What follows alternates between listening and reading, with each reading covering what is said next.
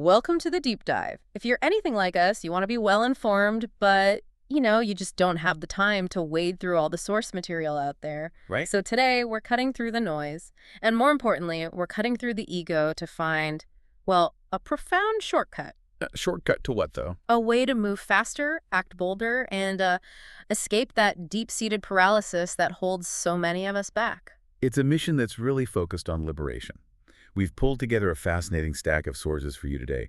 We're mixing ancient philosophy, some hard-nosed media strategy, and then some really personal development wisdom. So what's the goal? Our task is to really dissect the architecture of generosity, to understand why seeking to elevate others is probably the fastest route to finding your own purpose, and I think critically conquering regret. Okay, we're aiming high today, so let's start low. Right in the gut, with the emotion that just eats up more creative energy than anything else. Regret. We have this absolutely searing quote from Catherine Mansfield. She says, regret is an appalling waste of time. And it's usually true when you look back. People regret the risks they didn't take, right? Yeah. The businesses they never launched, or that one moment where they should have just stepped into the light, and they didn't. That's the core dilemma, isn't it? We spend all this time regretting the glory we failed to claim for ourselves. But the source material today suggests we've been focused on completely the wrong target. The real waste, the appalling waste, isn't failing to become the star yourself. It's never learning the simple habit of creating stars for others. Exactly. And that's the mindset shift we really need to unpack. It sounds so counterintuitive, I know. Yeah. Especially in a world that just valorizes individual achievement. But let's get into the modern proof of concept first. Okay. This brings us to a really successful creator named Beryl Shurashevsky. She is an absolute powerhouse. I mean, we're talking nearly 1 million subscribers on YouTube. She's got a show on PBS.com.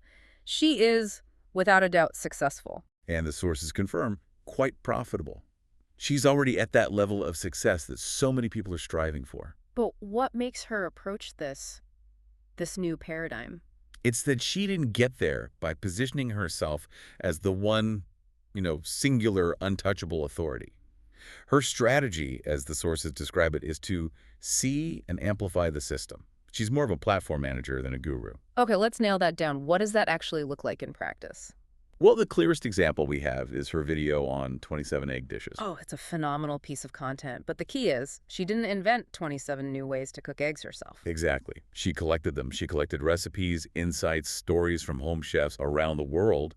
The sources specifically mentioned contributors from Cameroon, Albania, Singapore. A true global collective. A global collective of expertise, yeah. And every single one of them is celebrated and credited in the final piece. And that's the crucial distinction. That's the power of this model. As a viewer, you're not just watching some celebrity chef. You leave that video feeling informed, educated, and a bit more hopeful. Why hopeful, though? Because you just witnessed a celebration of genuine, diverse expertise. Beryl provided the architecture, the stage, but the 27 contributors, they provided the light. And just contrast that with how we used to consume media. Think about, the era of Julia Child. What is a legend? An absolute legend. I love Julia Child. But that model was designed to produce authoritative answers and untouchable stars. It created a really firm hierarchy. The expert on screen, the audience watching from below, that model thrived on scarcity. Right. And if you were the expert back then, you were supposed to hoard your knowledge. Your secret technique was your currency. In that system, Beryl's strategy would have made no sense. Why would you give away your platform? Why risk diluting your brand? Because the modern world, the one Beryl is operating in, is just fundamentally different. It's a connected system.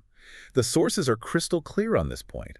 Shares and comments are the engines of awareness. And the fuel for those engines isn't self-promotion. It's generosity. So her willingness to share her platform, to make space for 27 other people, that didn't just make her feel good, it expanded her reach exponentially. It's the ultimate paradox. Yeah. Giving away the spotlight actually maximized her own visibility. But that begs a critical question, one that I think trips a lot of people up when they first hear about this. Oh, geez. Well, if Beryl is the platform manager, and at the end of the day, she's the one benefiting financially, isn't this all just a sophisticated business model, wrapped in a nice veneer of generosity? Does this truly escape the trap of seeking personal glory? That's a fair challenge. I think what the sources really emphasize is the shift in focus. The personal glory trap is all about clinging to the outcome, right? Seeking validation only for yourself. Beryl's model shifts the creative focus to facilitation. Her metric for success isn't how bright her light is shining. It's how many other lights she can illuminate and connect. And when you focus on amplifying the system rewards you back, not because you demanded the spotlight, but because you built a bigger stage for everyone. That makes sense. And to sustain that kind of outward focus, you need something deeper, some sort of philosophical grounding. You have to conquer the fear of failure that makes us cling so tightly to our own work in the first place. In white hat. To understand why this act of collective elevation feels so profoundly liberating, we have to move from modern media strategy to ancient philosophy. And look at this concept of non-ownership. Okay, let's unpack the Spartan formula. It's laid out so powerfully in Stephen Pressfield's Gates of Fire. There's a scene where a Spartan warrior is giving wisdom to a young man, Alexandros. He tells him, "Never forget, this flesh, this body, does not belong to us." Such a devastatingly simple and profound statement. And the warrior clarifies. He says the body belongs to the gods and to our children, our fathers and mothers, and those of Lake Daemon, 100, 1,000 years yet unborn. Let's pause on Lake Daemon for just a second. For anyone who might not be an ancient history buff, Lake Daemon wasn't just the city. Right, it was the whole region where Sparta was located. Yeah. So the warrior is saying his body doesn't just belong to his immediate family. It belongs to the entire culture, the civilization, stretching across generations. So it's not personal property. No. And this is the core of this ancient formula for fearless action. Now think about the direct implication for a modern creator.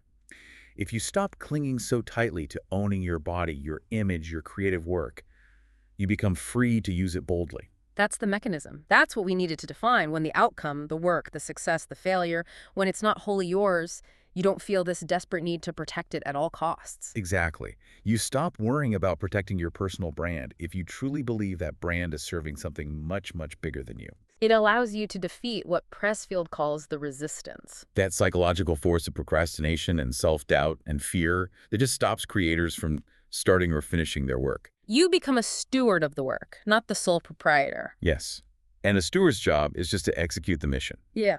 Regardless of your own personal discomfort. So when I'm afraid to, say, launch a product or hit publish on an article because I'm scared of the critique, that fear is rooted in the belief that the outcome defines me. But if the work belongs to the future generations of Lake Daemon, or, in our terms, the community that will benefit from it, then my personal fear suddenly becomes, well, almost irrelevant. You got it. It shifts the stakes entirely. And this connects perfectly to this idea of the hero's gift. Think about the final beat of any great hero's journey. Odysseus returning, Dorothy coming home. Even a modern figure like Bob Dylan, leaving the road and reflecting on his legacy. They always bring back a gift. And the sources say that gift arises from what they've seen, what they've learned, what they've suffered. It's the value extracted from their hardship. But here's the crucial insight, the non-owned part.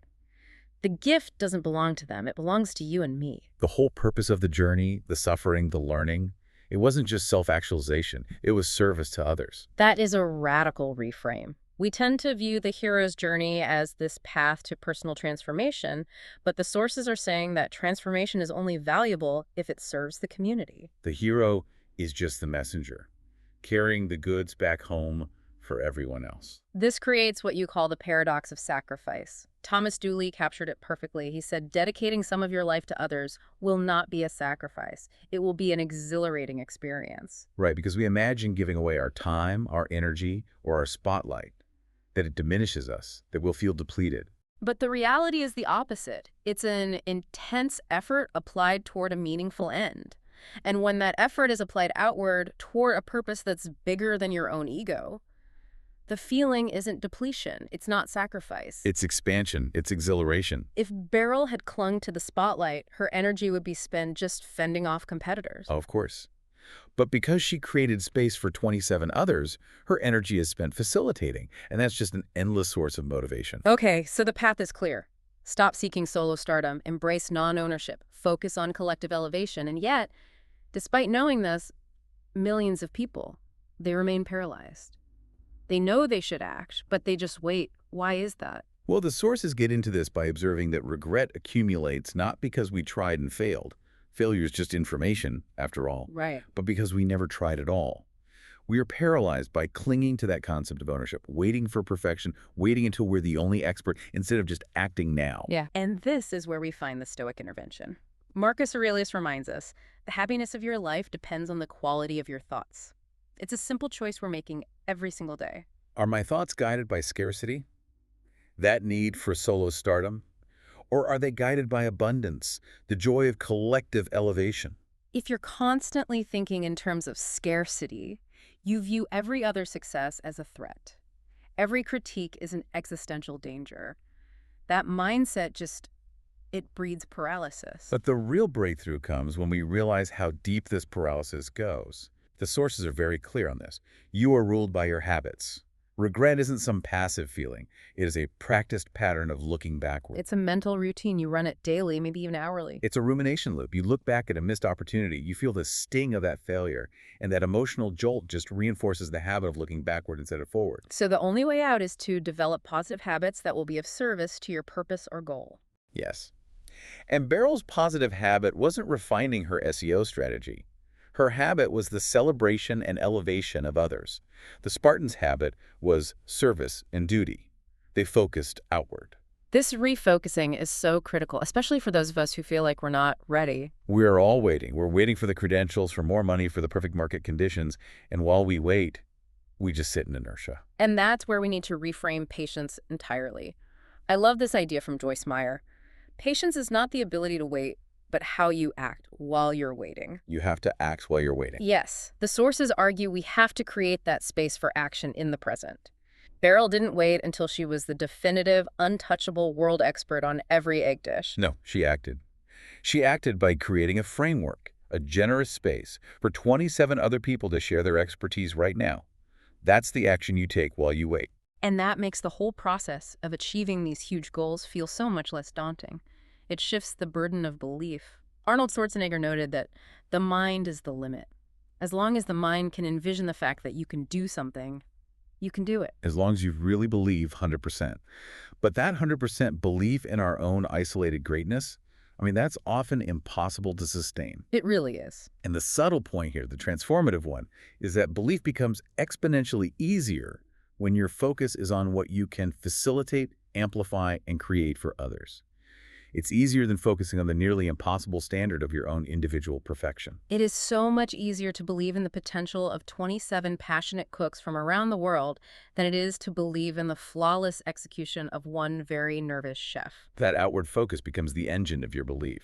So if you are still sitting on the sidelines, just paralyzed by the fear of failure or imperfection, it's worth confronting the responsibility of inaction. Moliere's classic observation holds so much truth here. It is not what we do that we are held responsible, but also what we do not do. That is the ultimate cost of clinging to ownership, of chasing solo stardom. It's the paralysis that comes from waiting. And Ryan Holiday drives that point home with a really sharp, profound question. He asks, you're so scared to die, but is the life you're leading any better than death? Oof. Yeah.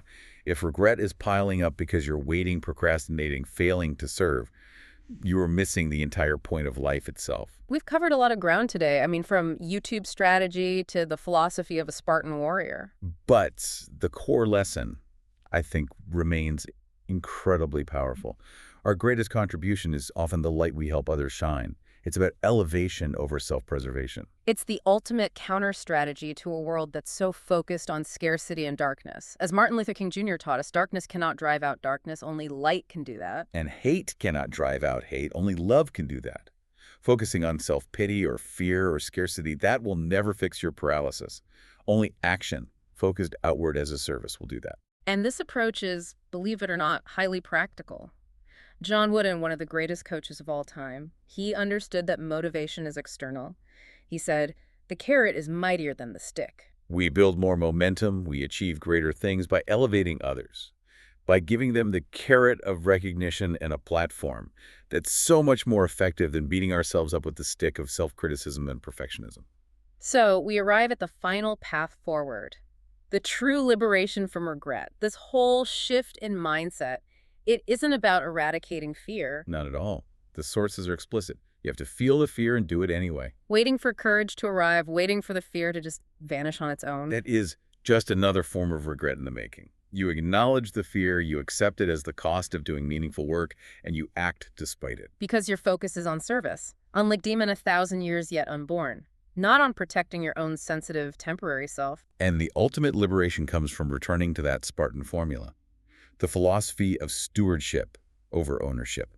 The body of work you create, a YouTube channel, a book, a movement, whatever it is, ultimately it doesn't belong to you anyway. It belongs to the people who will find it and use it and build upon it long after you're gone. And shifting from that nervous, protective grip of ownership to the bold, generous act of stewardship, that is the exact moment when creation truly begins. And the waste of regret finally vanishes. Now here's our final thought for you to chew on. If your greatest fear is failure, and that fear causes you to choose inaction, is there any meaningful difference between that paralyzing fear and the feeling of having already failed completely?